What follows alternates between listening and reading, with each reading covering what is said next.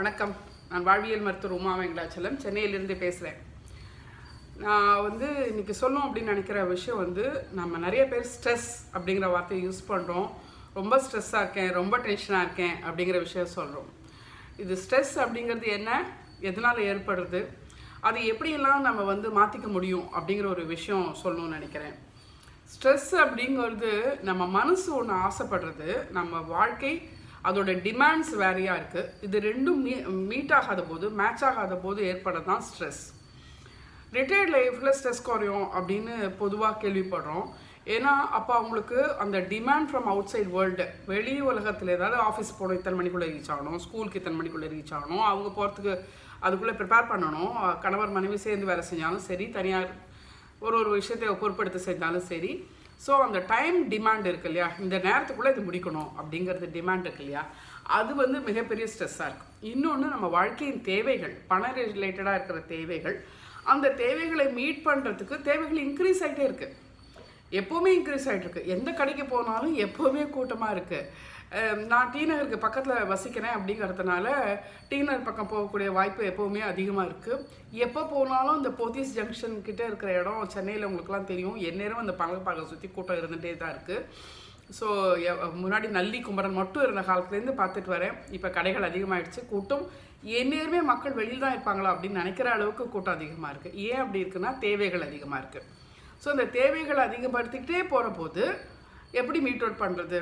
நான் ஒரு சின்ன விஷயம் பண்ணேன், இது என்னோடய பர்சனல் ஷேரிங். இந்த இப்போ சொல்ல போகிறது மட்டும், ட்ரெஸ்ஸஸ்லாம் ஒரு ஷெல்ஃப் அப்படின்னா அவ்வளோதான் இருக்கணும், அதுக்கு மேலே இருக்கக்கூடாது அப்படின்னு ஒரு முடிவு பண்ணிட்டேன். ட்ரெஸ் வாங்குகிறோம் அப்படின்னா பழசை கொடுத்தா தான் வாங்கணும், புதுசு வாங்கினா கண்டிப்பாக அதான் அளவு, எந்த அளவுக்கு ஷெல்ஃபில் திங்ஸ் இருக்கலாம் அப்படிங்கிறத ஒரு முடிவு பண்ண போது எனக்கு ஒரு கிளாரிட்டி வந்தது. அது ஒரு 4-5 வருஷத்துக்கு முன்னாடி பண்ணின விஷயந்தான்.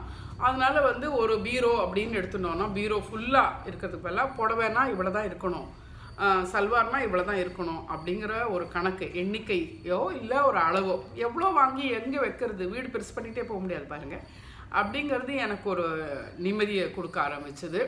ஸோ இப்போ ஒரு பொருளை வாங்கணும், ட்ரெஸ் மட்டும் இல்லை, அது மாதிரி ஹேர் கிளிப்லேருந்து எல்லாத்துக்குமே அப்படி தான் வச்சுருக்கேன். இதுக்கு மேலே கிடையாது அப்படின்னு. ஸோ அது அப்பா அப்படின்னு இருந்தது. ஒரு வேளை வாங்கணும்னு ரொம்ப ஆசைப்படுறோம் அப்படின்ட்டு இருந்ததுன்னா, ஏற்கனவே இருக்கிறத வேறு யாருக்காவது கஷ்டப்படுறவங்களுக்கு கொடுத்துட்டோன்னாக்கா அப்புறம் வாங்கலாம் அப்படிங்கிற ஒரு முடிவில் இருக்க போது ரொம்ப பீஸ்ஃபுல்லாக இருக்குது. அப்போது எதை பார்த்து வாங்குற போது கண்டிப்பாக எங்கிட்ட ஏற்கனவே இருக்கிறத நான் கொடுக்க தயாராகிட்டேன்னா அப்போ தான் இது வாங்கலாம் அப்படிங்கிறது ஒரு தெளிவை கொடுத்தது. இதெல்லாமும் ஒரு யோக மனநிலை தான் அப்படின்னு பார்க்குறேன். இப்போ நம்ம பேசுகிறது ஸ்ட்ரெஸ் அப்படிங்கிற சொல்லும்போது ஆக்சுவலாக எனக்கு ரொம்ப ஆசை, இது இந்த புஸ்தகம், இது யோக சூத்ரா அப்படின்னு பேர். எனக்கு ரொம்ப பிடிச்ச ஒரு புஸ்தகம். பல முறை ஒரு 100 தரத்துக்கு மேலேயாவது அதை படிச்சிருப்பேன்னு நினைக்கிறேன். அதை பற்றி கிளாஸஸ் எடுக்கிறேன், ஃப்ரீ கிளாஸஸ் எடுக்கிறேன். விருப்பம் உள்ளவங்களுக்கு அதில் இருக்கிற மீனிங் சொல்லி கொடுக்குறேன். அது 4 சாப்டரில் இருக்குது. உங்களுக்கெல்லாம் கூட அது மன தெளிவை கொண்டு வரக்கூடிய ஒரு அழகான விஷயம். யோக சூத்திரம் பதஞ்சலி முனிவரால் எழுதப்பட்டது அந்த காலத்தில். அப்போது அது படிக்க படிக்க அவ்வளோ தெளிவு, திரும்ப திரும்ப படிக்கும்போது வேறு வேறு அர்த்தங்கள் தோன்றுறது. அதனால் இப்போது பேசுகிற போது என்ன அர்த்தம் தோணும், நான் கிளாஸ் எடுக்கும்போது சொன்னேன், as of today this is how it makes me understand, this is how it reveals itself to me அப்படிங்கிற மாதிரி விஷயங்கள் சொல்வேன். ஸோ இப்போ இது ஏன்னா நான் இப்போ 2 வருஷத்துக்கு முன்னாடி புரிஞ்சதுக்கும் இப்போ புரியுதுக்கும் மாறுதல் இருக்குது. ஸோ எதிர்காலத்துலேயும் மாற்றம் வரலாம் தெரியல. ஸோ இப்போதைக்கு என்ன புரியுறதோ அப்படிங்கிறத சொல்கிறேன். இன்னும் கொஞ்சம் டீப்பர் ஆகிட்டே இருக்குது, இன்னும் ஆழ்நிலையில் போய்கிட்டே இருக்குது. உங்களுக்கு இதை பார்க்குறவங்க, உங்களுக்கு இதில் அதை கற்றுக்கிற விருப்பம் இருக்குது, அதை பற்றி அறியறதுக்கு விருப்பம் இருக்குது அப்படின்னா தயவுசெய்து கமெண்ட் பாக்ஸில் எஸ் ஐம் இன்ட்ரெஸ்டட் யோக சூத்ரா அப்படின்னு போட்டு ஒரு தம்ஸ் அப்போ ஏதோ ஒன்று உங்களோட ஆர்வம் இருக்குங்கிறத கமெண்ட் பண்ணி எஸ் ஐம் இன்ட்ரெஸ்டட் யோக சூத்ரா அப்படின்னு கொஞ்சம் கமெண்ட் பண்ணுங்கள். அதை நான் இங்கிலீஷில் சொல்லணும்னு பிரியப்படுறேன். ஏன்னா தமிழ் மட்டும் இல்லாமல் தமிழ் மொழியை தவிர மற்றவங்களுக்கு தெரிஞ்சவங்களும் கற்றுக்கணும் அப்படிங்கிறதுனால ஆசைப்பட்றேன். இந்த ஸ்ட்ரெஸ் அப்படிங்கிறத பற்றி பேச ஆரம்பித்தோம். மனநிலைக்கும், மனம் என்ன ஆசைப்படுதுங்கிறதுக்கும் உடலோ இல்லை வாழ்க்கையோட டிமாண்டோ வேறையாக இருக்கிற போது கண்டிப்பாக ஸ்ட்ரெஸ் வரும். இது எப்படி கண்டுபிடிச்சிக்கிறது அப்படின்னா, நான் ஆசனங்கள் சொல்லிக் கொடுக்குற போதோ இல்லை வேறு எப்போவுமே சொல்வேன், இந்த ரூம்லேருந்து அந்த ரூம் போகிறேன்னா ஐ மே என்ஜாயிங் திஸ்ன்னு கேட்டு பாருங்கள். நான் பைக் ஓட்டிட்டு போகிறேன் அப்படின்னா ஐ என்ஜாயிங் திஸ் அப்படின்னு கேட்டு பாருங்க. இப்படி எடுத்து இப்படி ஆசனம் இப்படி பண்ணுறோம், அந்த இதில் போட்டிருந்தேன், மார்னிங் ரொட்டீனில் போட்டிருந்தேன். இப்படி பண்ணுறோன்னா I enjoying this moment, enjoying this moment. Inhale exhale இருக்குது, ஆனால் அதை தவிர enjoying this. There is nowhere to reach, டெஸ்டினேஷனே கிடையாது. அதனால் ஏதோ ஒன்று இந்த பண்ணுறோம் அப்படின்னா அதில் என்ஜாய்மெண்ட் இருக்கா? நம்ம ஒரு நல்ல காஃபியோ டீயோ ஐஸ்கிரீமோ ஜூஸோ உங்களுக்கு பிடிச்ச ஏதோ ஒரு உணவுப் பொருள் அதை குடிக்கிற போது ஆஹா அப்படின்னு குடிப்போம் இல்லையா, அந்த மாதிரி நம்ம ஆக்ஷன் எல்லாமே நம்ம என்ஜாய் பண்ணி பண்ணுறோம் அப்படின்னாலே ஸ்ட்ரெஸ் லெவல் குறையும். இது ஒரு விஷயம். ஸோ சின்ன சின்ன விஷயம், தண்ணி குடிக்கிறீங்க enjoying the sip of water அப்படின்னு. குக் பண்ணுறீங்க என்ஜாய் குக்கிங் திஸ். என்ஜாய் பண்ணலைன்னாக்கா அந்த டேஸ்ட்டே இருக்காது. சமையலில் கைப்பக்குவம் அப்படிங்கிறது என்னன்னாக்க, அம்மா கைப்பக்குவம் நல்லா இருக்குன்னா அம்மா பிள்ளைக்காக ஆசைப்பட்டு சமைக்கிறாங்க, அந்த என்ஜாய் பண்ணுறாங்க, அதனால அதில் எக்ஸ்ட்ரா இன்க்ரீடியண்ட் அன்பு அப்படிங்கிற எக்ஸ்ட்ரா இன்க்ரீடியன்ட் தானே விழுது, அதனால நல்ல சுவையோடு இருக்குது. ஐயோ செஞ்சு முடிக்கணுமே அப்படின்னு நினைக்கிற போது அது நல்லா இருக்காது, அந்த டேஸ்ட் இருக்காது. எந்த ஒரு விஷயமே என்ஜாயிங் திஸ்ன்னு கேட்டு பாருங்கள். அதுக்கு அடுத்த விஷயமா என்ஜாய் பண்ணாத விஷயத்தை, என்ஜாய்னாக்க அப்படியே ரிலாக்ஸ்டாக இருந்துட்டு டிவி பார்க்குறதா நான் என்ஜாய் பண்ணுறேன் அப்படிங்கிறது இல்லை. உபயோகமாக செய்யக்கூடிய வேலைகளை என்ஜாய் பண்ணி பண்ணுறோமா? வாக்கிங் போகிறீங்க, என்ஜாய் பண்ணுவோம். எவ்வளோ பேர் நடக்க முடியாமல் படுத்த படுக்கையாக இருக்காங்க, நம்ம நடக்கக்கூடிய லெவலில் இருக்கோம், ஹாஹா வெரி நைஸ் அப்படின்னு நினச்சிட்டு அதுக்கு ஒரு நன்றி உணர்ச்சியோட காய்காலாம் நல்லா நடக்குது, நான் நல்லா சுவாசம் பண்ணுறேன், ஃப்ரெஷ்ஷாக இருக்கு ஏர் அப்படிங்கிறது எந்த அளவு ஃப்ரெஷ்ஷாக இருக்கோ அந்த அளவுக்கு. ஓகே, ராத்திரியில் காற்று சுத்தப்படுத்தப்படுகிறது, அதனால் அதுக்கு இயற்கை காரணம் இருக்குது, யூனிவர்சல் காரணங்கள் இருக்குது, அதனால் அதை என்ஜாய் பண்ணுறோம். என் கண் இந்த மரம் செடி கொடி எதிர் வர ஆள் தெரு எல்லாத்தையும் பார்க்கக்கூடிய எபிலிட்டியோடு இருக்குது, அதுக்கு ரொம்ப தேங்க்ஸ். என் காது இந்த சத்தங்களை கேட்குறது, ஆகா எவ்வளோ நல்லாயிருக்கு நினச்சிட்டே அதை மாதிரி ஒரு நன்றி உணர்ச்சியோடு பார்க்குற போது என்ஜாய்மெண்ட் அதிகமாக இருக்கும். ஸோ என்ஜாய் பண்ணுறதுக்கு முக்கியமான ஒரு சூத்திரம் என்ன அப்படின்னாக்க கிராட்டிடியூட், நன்றி உணர்ச்சி அப்படிங்கிறது தான். இந்த சுவை, எங்கள் அம்மாவே சுவை அறியாமல் 16 நாள் இருந்தாங்க. சுவை தெரியல அவங்களுக்கு, எந்த டேஸ்ட்டுமே தெரியாமல் நாக்கு செத்து போச்சு. ஏன்னா அதீத மருந்தோட வேகத்தில் அவங்களுக்கு நாக்கு தடிச்சு போய் பர்பிள் கலரில் ஆகிடுச்சு. அதாவது விஷம் தான் ப்ளூ கலரில் இருக்கும், அந்த மாதிரி ஆயிடுச்சு. அப்போது ஒரு டேஸ்ட்டுமே பிடிக்கல. அது பேர் அன்னத்வேஷம்னு சொல்லுவாங்க. எந்த சாப்பாடு வாசனையோ அதை பார்க்க கூட பிடிக்கல அவங்களுக்கு. அப்படி இருந்தாங்க 16 நாள். இப்போ எங்கள் அம்மா உயிரோடு இல்லை. ஸோ 16 நாள் அப்படி இருந்தாங்க. அப்போ தான் ஐயோ திருப்பி டேஸ்ட் கிடச்சா நல்லா இருக்குமே அப்படிங்கிறது தோன்றது. அப்போது இந்த டேஸ்ட், இந்த ருசிக்கிறோம் அப்படிங்கிற போது இந்த ருசி அறிஞ்சு சாப்பிடும்போது எவ்வளோ ஆஹா என் நாக்கெல்லாம் நல்லா வேலை செய்யுதுப்பா அப்படின்னு ஒரு நன்றி உணர்ச்சியோடு இருக்கிறது. நிறைய என்ன இந்த வேலையே சரியா இல்லை, இந்த கம்பெனியே சரியா இல்லை, இவங்க அப்படி இருக்காங்க அப்படி இருக்கும்போது வேலை இல்லாமல் எவ்வளோ பேர் இருக்காங்க. அவங்களுக்கு அந்த வேலை கிடச்சா அப்பாடா என் வீட்டில் இன்றைக்கி அடுப்பு உதவும் அப்படின்னு நினைப்பாங்க. அந்த மாதிரி இருக்கிற போது நம்ம கையில் ஒரு வேலை இருக்குது அப்படின்னு நினைக்கலாம். உங்கள் திறமை வளரும் போது அது கம்பெனி உங்களுக்கு சரியில்லைனாக்க உங்கள் திறமைக்கு ஏற்றது மனசில் அமைதி இருக்கும்போது நம்மளை தேடி திங்ஸ் வரும். மனசில் அமைதி இல்லைன்னா நம்ம ஒரு விஷயத்தை தேடி ஓடுவோம். ஸோ கடவுளை தேடி போகிறேன், அமைதியை தேடி போகிறேன் அப்படிலாம் சொல்கிறதுக்கு காரணம் என்னென்னா, அமைதியில் எங்கேயுமே தேட முடியாது, உள்ளே தான் இருக்குது, நம்ம தான் தொலைச்சிட்டோம். திருப்பி அதுக்கு தேவையில்லாத ஸ்க்ரீன் போட்டிருக்கு. இப்போ இந்த ஜன்னல் இருக்குது, அதை மறைக்கிறதுக்கு ஸ்க்ரீன் போட்டிருக்க மாதிரி உள்ளே இருக்க அமைதியை மறைக்கிறதுக்கு நிறையா தேவையில்லாத ஸ்க்ரீன் இருக்குது. இந்த ஸ்க்ரீன் எல்லாம் விலகிட்டால் உள்ளே எப்போவுமே அமைதி இருக்குது, வெளியில் பூத்துரும்.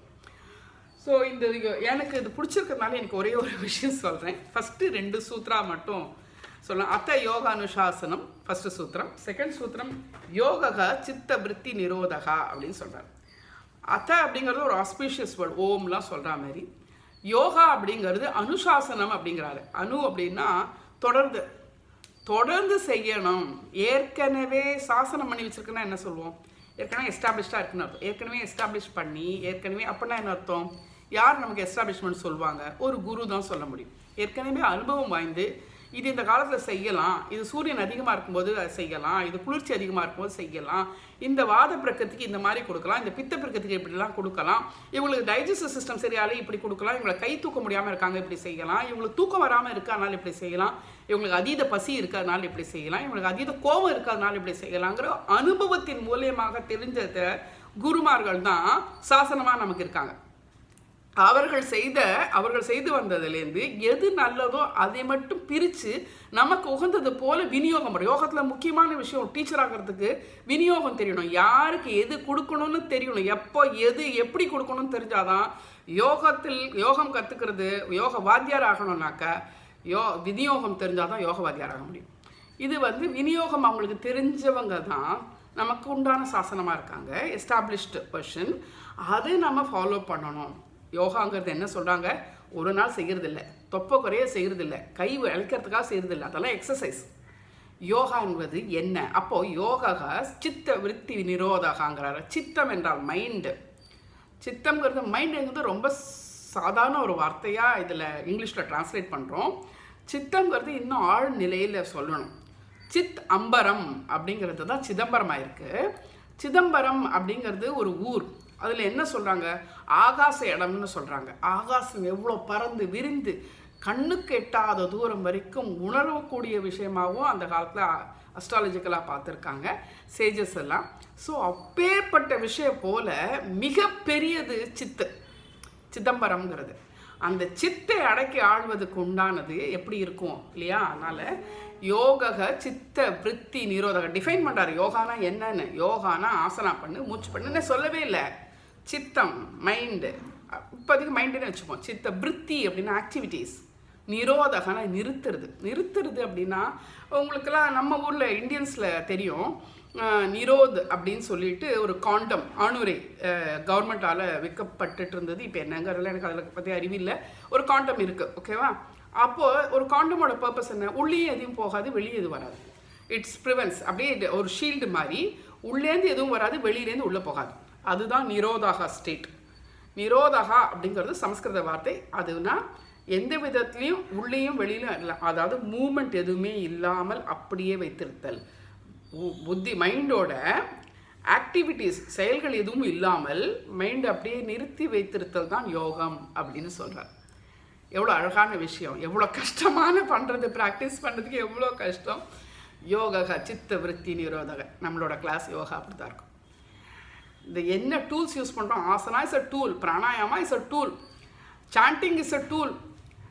அதாவது இந்த மாதிரி யோக சூத்ரா அப்படிங்கிறது அதை பற்றின அறிவு கொடுப்பதே ஒரு டூல், ஒரு வெஹிக்கிள். நம்ம இந்த வண்டியை வச்சு நீங்கள் நாங்கள் போகிறோம், அந்த வழியில் பஸ்ஸில் போகிறோம், சைக்கிளில் போகிறோம், ட்ரெயினில் போகிறோம், ஏதோ ஒன்று ஒரு நமக்கு அடையிறதுக்கு, நம்ம மேம்பட்டு அடைவதற்கு, நம் மனநிலை மேம்பட்டு ஆவதற்கு டூல்ஸ் தான் ஆசன பிராணாயாமா சாண்டிங் இந்த யோக சூத்ரா அதை போல் தெளிவுகான விஷயங்களை தவிர யோகா பண்ணுறேன் எனக்கு இதுக்கு யோகா சொல்லிக் கொடுங்க, அதுக்கு யோகா சொல்லிக் கொடுங்க. யோகா என்பது வாழ்வியல்.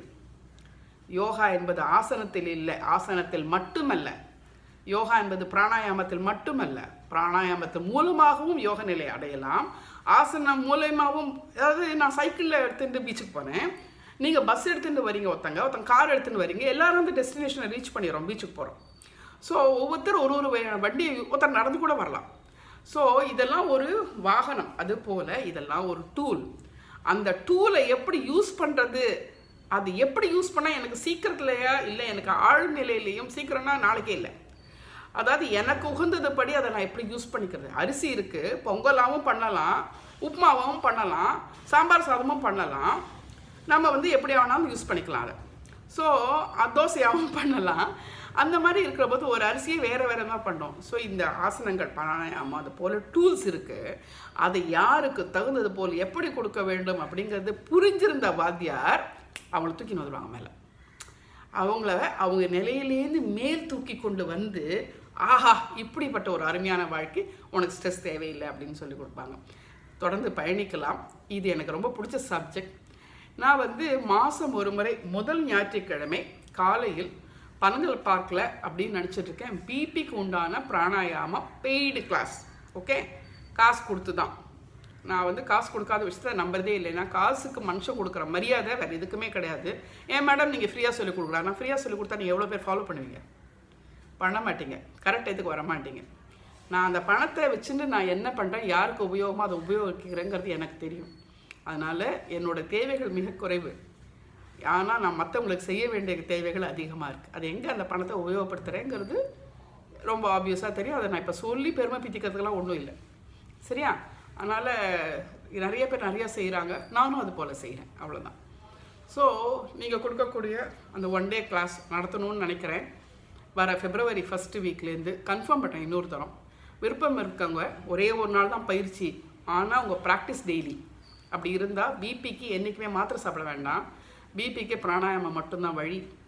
உணர்ந்து சொல்கிறேன், பிபிக்கு வேறு வழியே கிடையாது. தொடர்ந்து மாத்திரை சாப்பிட்றது அப்படின்னாக்க நம்ம இன்னும் நோயில் தான் இருக்கோன்னு அர்த்தம். மாத்திரையை விட்டால் தான் நம்ம நோயிலேருந்து வெளியில் வந்துட்டோம்னு அர்த்தம். ஸோ மாத்திரை இல்லாமல் வாழணும், நம்ம ஆரோக்கியமாக வாழணும், இயற்கை முறையில் வாழணும் அப்படிங்கிறதுக்காக தான் இந்த பயணம். மீண்டும் ஒரு முறை வேறொரு வீடியோவில் சந்திக்கிறேன். அதுவரை வணக்கம் கூறி விடைபெறுவது வாழ்வியல் மருத்துவர் Uma Venkatachalam from Chennai. Stay happy, stay healthy, enjoy everything that you do. Toilet போனால் கூட சந்தோஷப்பட்டுக்காங்க. டாய்லெட் போக முடியாமல் கஷ்டப்பட்டு நிறைய பேர் ஃபோன் பண்ணுறாங்க.